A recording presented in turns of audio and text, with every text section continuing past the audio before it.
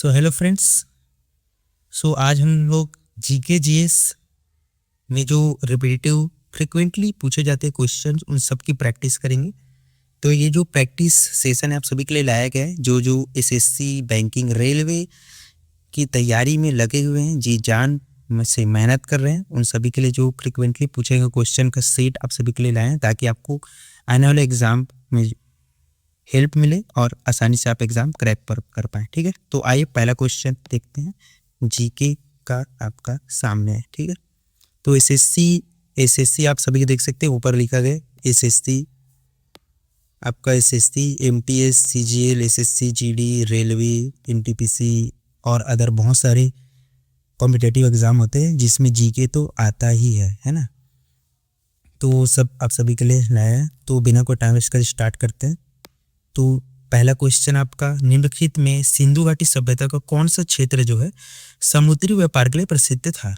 जो सिंधु घाटी सभ्यता है उसमें ऐसा कौन सा क्षेत्र है जो समुद्री व्यापार के लिए प्रसिद्ध था? तो B is the right answer. Lothal ऐसा क्षेत्र है जो समुद्री व्यापार के लिए फेमस था। ठीक है, दूसरा क्वेश्चन देख लेते हैं जो आप सभी के लिए बहुत ज़्यादा इंपॉर्टेंट है, फ्रिक्वेंटली पूछे गए वही क्वेश्चन आपके लिए लाया गया है। ठीक है, तो आप लोग देखिए, अपना नंबरिंग करें, मैच करें, कितना आप सही कर पा रहे हैं, कितना आप गलत कर पा रहे हैं ना, ताकि उसके बेस पे उसके बिहार पे आप अपना तैयारी और ज़्यादा स्मूथ कर पाए। ठीक है, तो दूसरा क्वेश्चन, बौद्ध धर्म ग्रंथों में जीवक का उल्लेख है वह कौन थे? जो बौद्ध ग्रंथ हैं उसमें जीवक का उल्लेख जो मिलता है, तो जीवक कौन है? तो जीवक देख लेंगे आप लोग, ए व्यापारी दिया गया, बी राजा, सी चिकित्सक और डी पुलिस। तो जीवक कौन थे? जीवक एक चिकित्सक थे। ठीक है, जो बौद्ध धर्म के जो ग्रंथ मिलते हैं उसमें जीवक का उल्लेख चिकित्सक के रूप में किया गया, वो एक चिकित्सक थे। तीसरा क्वेश्चन आप सभी के लिए कह चुका हूँ, वैदिक काल का सबसे प्रमुख अनाज कौन सा था? जो वैदिक काल था उसका प्रमुख अनाज कौन सा था? तो ए गेहूं, बी जौ, देन सी चावल और डी मक्का। तो कौन सा राइट आंसर हो जाए आपका? जौ। जो वैदिक काल का जो प्रमुख अनाज था वो जौ के रूप में जाना जाता था लोगों द्वारा। ठीक है, तो इतिहास हिस्ट्री का पे जो क्वेश्चन है वो आया आप सभी के लिए। चौथा आपका, महाबलीपुरम किस वंश का बंदरगाह था? जो महाबलीपुरम का नाम का जो बंदरगाह है वो किस वंश का था? ठीक है, तो आप सभी के सामने एक क्वेश्चन दिया है, चोल वंश, बी आपका पल्लव वंश, सी आपका चालुक्य वंश एंड डी आपका काकतीय वंश। तो क्या आंसर सही हो जाए आपका? बी, पल्लव वंश का यह बंदरगाह हुआ करता था। ठीक है, पांचवा आपका क्वेश्चन, चंदेल राजा किस मंदिर से संबंधित थे? जो चंदेल राजवंश था, राजा थे, वो किस वंश से संबंधित थे, किस मंदिर से संबंधित थे?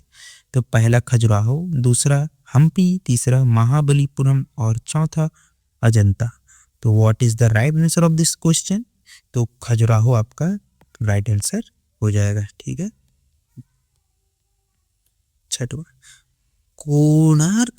कोणार्क जो उड़ीसा को कोणार्क के सूर्य मंदिर है वो किस वंश के राजा ने बनवाया था? जो कोणार्क का सूर्य मंदिर है उस किस वंश के राजा ने बनाया था? तो आपका ए आपका पूर्वी गंग वंश, बी आपका पल्लव वंश, सी चंदेल वंश और चौथा डी आपका चोल वंश। तो राइट आंसर आपका हो जाएगा पूर्वी गंग वंश द्वारा बनवाया गया था। ठीक है, याद रखेंगे, ये क्वेश्चन आप सभी को पता है फ्रिक्वेंटली आता ही रहता है किसी न किसी एग्जाम में, बहुत इंपॉर्टेंट जीके हिस्ट्री का क्वेश्चन आपका। ठीक है, बाकी वैदिक काल में दृष्ट द्विती किस नदी को कहा जाता है? दृष्ट द्विती किस नदी को कहा जाता है? तो ए आपका रविमन, बी आपका घग्गर और सी आपका व्यास, डी आपका गंगा। घग्गर आपका राइट आंसर हो जाएगा बी, है ना, बी आप is the right answer of this question.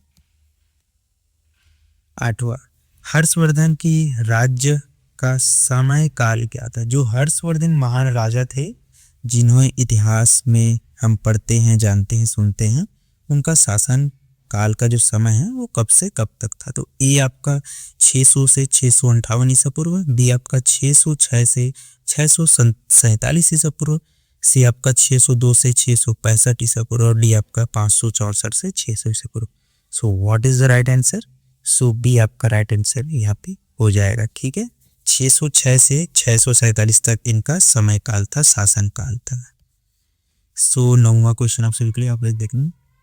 संगम काल में राज्य शासन करने वाले समाज था। जो संगम काल में राज्य नहीं मतलब शासन करने वाले समाज थे। यहाँ पे थोड़ा वर्डिंग मिस्टेक है, कंप्लीट नहीं किया गया। तो ए आपका अरसर, बी आपका बेनीगर और सी बल्लाल एंड डी आपका इनमें से कोई नहीं। तो what is the right answer? A is the right answer. अरसर is the right answer of this question. 10वां क्वेश्चन, पांचाल 10वां क्वेश्चन, पांचाल महाजनपद की राजधानी कहाँ थी? तो ए आपका काशी, बी अहिच्छत्र, सी मथुरा और डी पाटलिपुत्र। तो what is the right answer? Ahichchhatra आपका राइट आंसर हो जाएगा इस क्वेश्चन का। ठीक है, तो काफी इंपॉर्टेंट रिपीटेटिव क्वेश्चन आप सभी के लिए लेके आए हैं जीके जीएस से, है ना। तो ध्यान से पढ़ें और जितना ज़्यादा आपसे बनेगा उतना अच्छा आपका प्रैक्टिस आप मान के चलिए। ठीक है, तो 11वां आपका क्वेश्चन है, भारत की पहली यूरेनियम खान कहाँ है? भारत की जो पहली यूरेनियम की खान है वो कहाँ है? तो यूरेनियम के बारे में आप सभी को पता है, बहुत ही कीमती धातु में से काउंट किया जाता है, बहुत महंगा भी मिलता है और परमाणु बम वगैरह बनाने के लिए इसका यूज किया जाता है। प्लूटोनियम, यूरेनियम, ये सब चीज़ है ना। तो आप लोग इसका देख लेंगे। ये आपका जादूगौड़ा, बी ठुमलपल्ले, अजीबोगरीब नाम है ना, ठुमलपल्ले, ठीक है। सी दलभूम और डी आपका इनमें से कोई नहीं। सो 11वां क्वेश्चन का राइट आंसर आपका हो जाएगा जादू बौड़ा इज द राइट आंसर। ठीक है। 12वां, निम्नलिखित में से कौन सी नदी अरब सागर से, जो नदी है अरब सागर में नहीं गिरती, उसका नाम पूछा है। ठीक है, तो ए आपका तुंगभद्रा, बी आपका साबरमती, सी मंडुई और डी नर्मदा। तो what is the right answer? एक तुंगभद्रा जो नदी है वो अरब सागर में जाके नहीं गिरती, वहां नहीं मिलती। ठीक है, तो काफी इंपॉर्टेंट क्वेश्चन है ये, है ना। 13वां, निम्नलिखित में से क्या बिहार के सासाराम और रोहतास में राजस्थान से चित्तौड़ तक फैला हुआ है? तो ऐसी कौन सी पर्वत श्रेणी है जो यहाँ से यहाँ जो लिखा है उसके हिसाब से फैला हुआ है, पूछा गया है। तो ए आपका रावली, बी विंध्य श्रेणी, सी घारवाड़ श्रेणी और डी कुदपाह व्यवस्था। ठीक है, कुदपाह व्यवस्था। तो आपका what is the right answer? B is the right answer, Vindhya श्रेणी। ठीक है, विंध्यांचल श्रेणी जिसे हम जानते हैं ना, तो वो आपका राइट आंसर हो जाएगा। 14 कोटि क्वेश्चन आप सबके लिए, निम्नलिखित में से कौन सा पहला भारतीय उत्पाद था जिसे सुरक्षित भौगोलिक चिन्ह प्राप्त हुआ था? प्रोटेक्टेड जियोग्राफिक इंडिकेटर प्राप्त ऐसा कौन सा फसल है ना, खाद्य फसल है, उसके बारे में पूछा गया। तो ए आपका भारतीय रबड़, बी बासमती चावल, सी मालाबार कॉफी और डी आपका दार्जिलिंग। सो आपका राइट आंसर क्या हो जाएगा? डी दार्जिलिंग चाय आपका राइट आंसर इसके अकॉर्डिंग रहने वाला है। तो ये भी आपको लग ही रहा होगा, पता ही चल होगा पढ़ने से कि रिपीटेटिव क्वेश्चंस है ना, है। 15वां, ब्रह्मपुत्र नदी भारत में प्रवेश करते समय किस स्थान पर यू टर्न लेती है? तो ऐसा कौन सा स्थान, लोकेशन, जगह है जो ब्रह्मपुत्र नदी यहाँ पे यू टर्न लेती है? ठीक है, तो भारत ब्रह्मपुत्र नदी के बारे में पता है, भारत का सबसे बड़ा नदी के नाम से भी इसे जाना जाता है ना। और इसे असम में क्या नाम से जाना जाता है, आप लोग कमेंट में जरूर बताएं असम में क्या नाम है ब्रह्मपुत्र नदी का। तो आइए फटाफट देख लेते हैं। ए आपका कुला कांगड़ी, बी आपका लुपको गांगी और सी आपका नामचा बरवा और डी आपका Noijin Kangsang. So what is the right answer बताइए? तो राइट आंसर आपका हो जाएगा 15वां का C Namcha Barwa is the right answer. 16 question आप सभी के लिए, भारत के कितने राज्य की सीमा भूटान से लगी हुई है? तो भारत के कितने राज्य की सीमा भूटान से लगी हुई है? पहला ए 2, बी आपका 3, सी आपका 4 एंड देन डी आपका 5 है। So what is the right answer क्या रहेगा बताइए? D, sorry C is the right answer. ऐसे 4 राज्य हैं जिनकी सीमा भूटान से लगी हुई है। ओके, जितने भी देखो, जो भूटान है, उसके अलावा आपका नेपाल हो गया, म्यांमार, अदर जो बहुत सारे देश हैं जो जिनकी सीमा से लगती है ना, मोस्ट एक्सपेक्टेड क्वेश्चन में काउंट किए जाते हैं, लगभग लगभग आ ही जाते किसी न किसी एग्जाम के किसी न किसी शिप में, है ना। बहुत इंपॉर्टेंट भी क्वेश्चन है भाई, है ना, तो आएगा ही। सो 17वां क्वेश्चन, निम्नलिखित विकल्पों पर विचार कीजिए। ए, गंगा के विशाल मैदान, दूसरा है गुजरात, तीसरा असम। उपरोक्त में से किस स्थान पर प्रचुर मात्रा में सेल गैस के भंडार पाए गए, सेल गैस के भंडार पाए गए हैं, ठीक है। तो ए केवल 1, बी आपको 1 और 2, सी आपको 1 2 3 एंड डी आपको उपरोक्त में से कोई नहीं। So what is the right answer? 1 2 3, तीनों आपका राइट आंसर हो जाएगा, ठीक है। तूतीकोरन बंदरगाह के बारे में निम्नलिखित कथनों पर विचार कीजिए। तो पहला आपका तूतीकोरिन एक कृत्रिम बंदरगाह है, दूसरा तूतीकोरिन दक्षिण भारत के एकमात्र ऐसा बंदरगाह है जो अमेरिका के लिए साप्ताहिक कंटेनर सेवा प्रदान करता है। तो इनमें से कौन सा कथन सही हो जाएगा? केवल 1, बी आपका 2, सी आपका 1 2, देन डी आपका कोई भी नहीं। So what is the right answer of this question? B is the right answer of this question. दूसरा आपका सही हो जाएगा, जो अमेरिका के लिए साप्ताहिक कंटेनर सप्लाई करता है वो, है ना। 19वां, पॉलीमेटालिक मॉड्यूल में मुख्य रूप से कौन सी धातु पाई जाती है? पॉलीमेटालिक मॉड्यूल है, इसमें मुख्य रूप से कौन सी धातु पाई जाती है? तो ए आपका निकल, बी क्रोमियम, सी कोबाल्ट और D manganese. So what is the right answer? बोलो भाई बोलो। Manganese is the right answer of this question मेरे भाई, ठीक है। मैग्नीज ही वो चीज है जो पाई जाती है मुख्य रूप से, है ना। तो ऐसे स्टेप्स के जो भूगोल में क्वेश्चन आते हैं देखने को मिलते हैं, उन सबको छोड़े ना, ठीक है। ऐसे क्वेश्चंस को प्रैक्टिस में लाएं, बिकॉज वो बायोलॉजी को फिजिक्स ऐसा आपका मैटर करता है ना। सो आप लोग देख लेंगे। निम्नलिखित में से किस स्टील प्लांट को भारत का पहला स्वदेशी स्टील प्लांट कहा जाता है? काफी एकदम इजी क्वेश्चन है, काफी इजी क्वेश्चन आप सभी के लिए लेके आए, बट मोस्ट एक्सपेक्टेड क्वेश्चन में से काउंट कर सकते हैं आप, आता है, ठीक है। ये आपका बंगाल आयरन वर्क्स कंपनी, दूसरा टिस्को, सी आपका इसको एंड डी आपका बोकारो स्टील प्लांट। तो क्या लगता है आपका क्या हो सकता है? So Bokaro is the right answer of this question, ठीक है। बोकारो सबसे पहला स्टील प्लांट माना जाता है, कहा जाता है, ओके। 21वां, सुप्रीम कोर्ट के जजों की संख्या कौन बदल सकता है? अच्छा, काफी इंपॉर्टेंट क्वेश्चन आपसे भी लाया हुआ है। सुप्रीम कोर्ट के जजों की संख्या कौन बदल सकता है? ए राष्ट्रपति आदेश, बी कानून द्वारा संसद, सी सुप्रीम कोर्ट की अधिसूचना और डी केंद्र सरकार की अधिसूचना। तो 2-3 चीजें तो आपको ऐसी टर्मिनेट कर ही सकते हैं, केंद्र सरकार की अधिसूचना, सुप्रीम कोर्ट की अधिसूचना, ये सब तो हो ही नहीं सकते है ना। तो आपका B is the right answer, कानून द्वारा संसद, ठीक है। कानून द्वारा संसद में कर सकती है, उसके पास ये पावर है। 22वां क्वेश्चन, निम्नलिखित कथनों पर ध्यान दीजिए। पहला, उपराष्ट्रपति जो राज्यसभा के पदेन अध्यक्ष भी हैं, संसद का सदस्य नहीं है। दूसरा आपका, उपराष्ट्रपति जो राज्यसभा के पदेन अध्यक्ष भी हैं को वोट देने का अधिकार नहीं है। तो इनमें से कौन सा कथन सही हो जाएगा? केवल 1, केवल 2, सी आपका 1 2 एंड देन डी आपका 1 2 3। So what is the right answer? आपका राइट आंसर हो जाएगा सी, 1 और 2 both are correct, both is okay. 23, Bharat का उपराष्ट्रपति, ओके। तो ए आपका राष्ट्रपति द्वारा मनोनीत किया जाता है, बी आपका राज्यसभा सदस्यों द्वारा चुना जाता है, सी संसद के दोनों सदनों के सदस्यों के निर्वाचन मंडल के सदस्यों द्वारा चुना जाता है, इनमें से कोई नहीं। सो इनमें से राइट आंसर क्या रहेगा? सी, ठीक है। संसद के दोनों सदनों के सदस्यों के निर्वाचन मंडल के सदस्यों द्वारा चुना जाता है, ठीक है। किसको? भारत के उपराष्ट्रपति को, ओके। पता है ना भारत का उपराष्ट्रपति भी होता है, कि लोग इसमें भी डाउट रहता है भैया कि राष्ट्रपति के पढ़े बढ़े भाई, हमें उपराष्ट्रपति के बारे में कुछ नहीं पता। उपराष्ट्रपति भी रहता है, ठीक है, वो संसद से ही चुन लिया जाता है, ठीक है, वोटिंग के थ्रू उनका अपना। 24, भारत के संविधान में कौन सा शब्द नहीं है? भारत के संविधान में कौन सा शब्द नहीं है? तो आइए देखते थे ऑप्शन क्या क्या है। ए समानता, बी स्वतंत्रता, सी गौरव और डी न्याय। तो एकदम बेसिक क्वेश्चन है आपका, बेसिक आंसर रहेगा, क्या रहेगा? समानता तो रहेगा ही रहेगा, स्वतंत्रता तो रहेगा रहेगा। इसमें क्या पूछा है?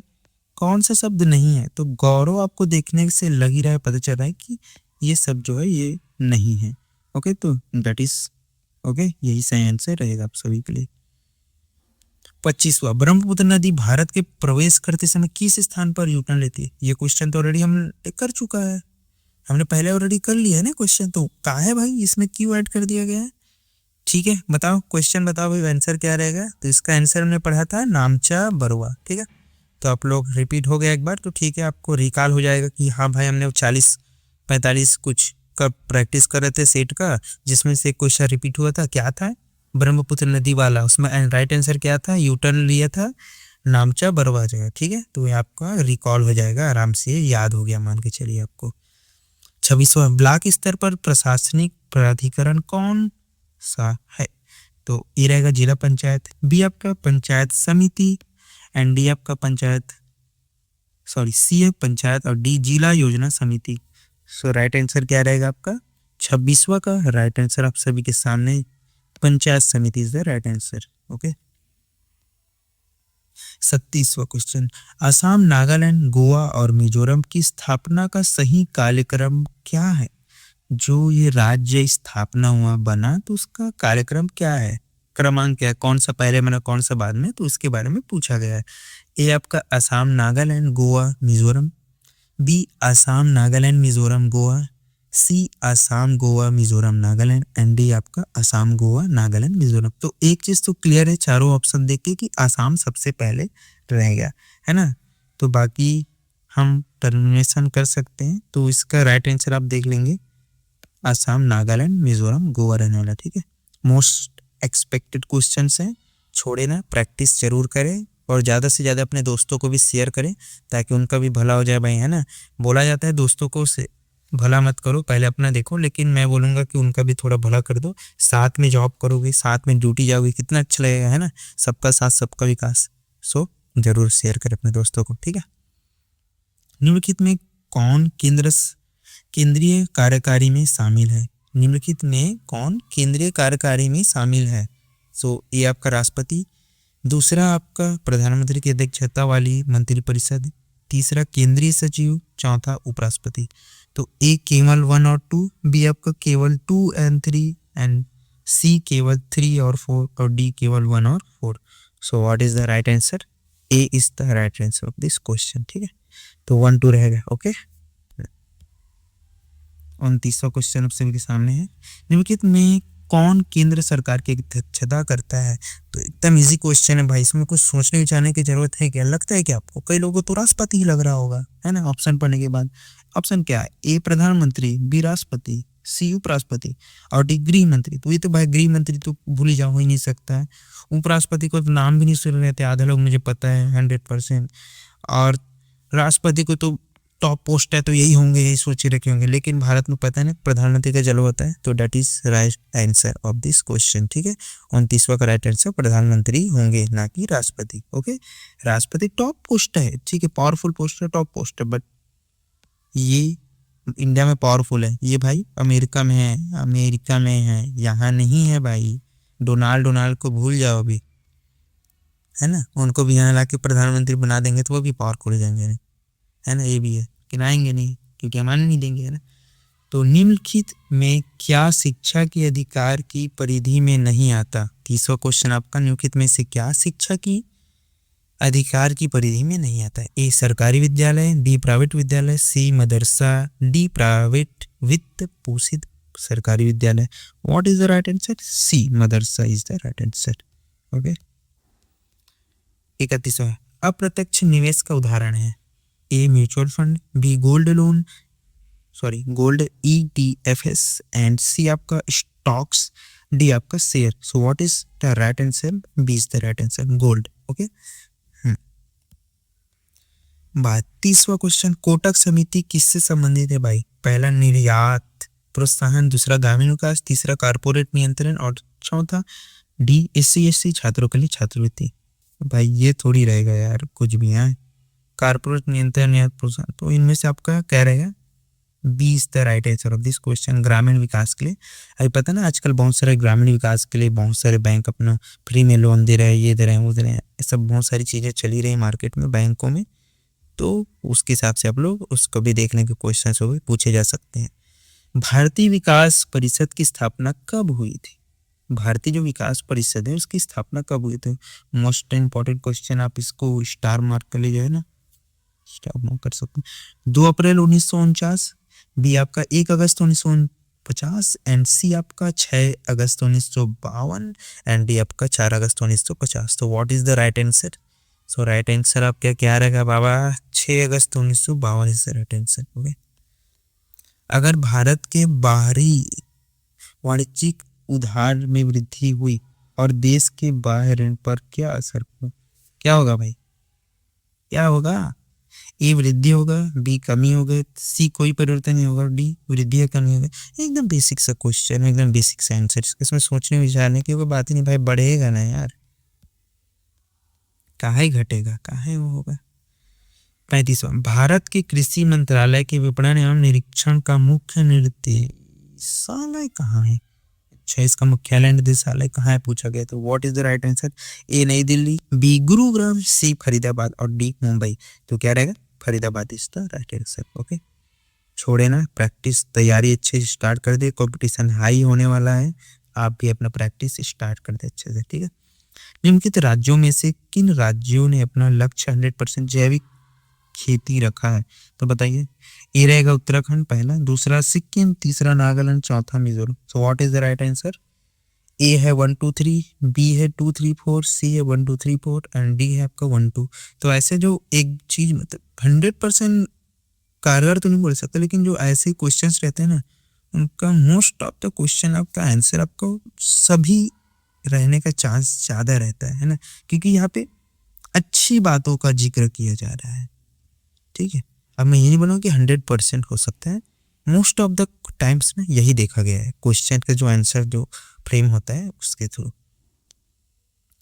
37वां, सोना PB18 कल्याण HYVS प्रोग्राम में उच्च उपज वाले किस्म के बीज हैं जो किस फसल से संबंधित है? ये जो बीज है वो किस फसल से संबंधित है पूछा गया। तो पहला गेहूं, बी चावल, सी रुई, D Mecca. So what is the right answer? A is the right answer of this question, ठीक है। यहाँ पे आप सभी के लिए 37वां के बाद 38वां क्वेश्चन आ गया, और शायद ये मेरा लास्ट क्वेश्चन है, बिकॉज इसमें आप सभी के लिए कुछ स्पेशल है ना। इसका आंसर आप कमेंट करके बताएं। दादा भाई नौरोजी ने अपनी पुस्तक poverty and un British rule in India में भारतीयों की गरीबी के निम्नलिखित में से क्या कारण नहीं बताया है? So what is the right answer? जाइए प्लीज कमेंट करके बताइए, ठीक है। हर क्वेश्चन का आंसर मैं दूंगा, तो आप लोग क्या करेंगे, है ना, बैठे बैठे सुनना नहीं है, प्रैक्टिस करना है, दिमाग दौड़ाना है। तो जाइए फटाफट इस पर राइट आंसर दीजिए।